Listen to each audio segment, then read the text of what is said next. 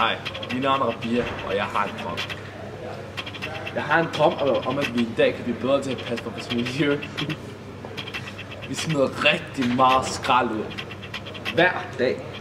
Hver dansker sørger faktisk for, at der bliver smidt 7 kilo skrald ud hver eneste dag. Det har jeg en video, som viser et godt eksempel på. Her ser I, hvor meget skrald der egentlig er i siloen.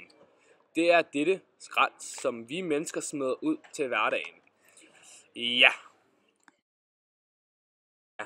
Og alt dette skrald, som vi ser her, bliver jo produceret og lavet om til naturenergi. Og det er jo en positiv ting for Danmark.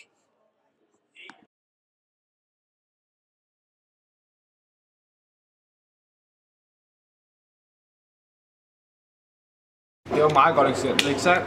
Det er rigtig meget skrald. Alt det her skrald ryger faktisk til forbrænding, og det bliver varmet op og brugt til strøm og samt fjernvarmevand. Men det kræver altså rigtig meget naturenergi, og den naturenergi, det skaber vi ved at genbruge skrald.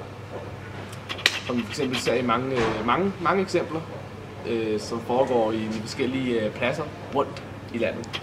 Ja, når skraldet ikke bliver sorteret korrekt, så kan det ske. Og ikke mindst fordi, at der bliver smidt rigtig mange ting ud, som kan genanvendes. Og det er noget, som vi gerne vil lave om på.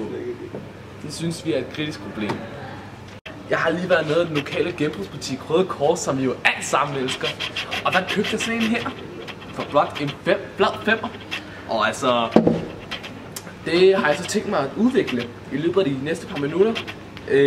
Og skabe til et nyt produkt, som så hedder Redesign. Igen. Og her er hvad jeg skabte. 2 helt nye møbler, hver for sig, så der er 2 siddepladser i stedet for blot 1. Og den her gang er det også med læder.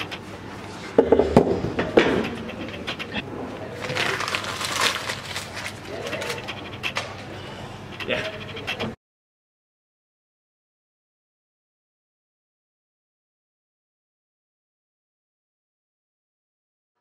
Her er et forslag til, hvad man kan gøre med et gammelt lærred og et smadret spejl.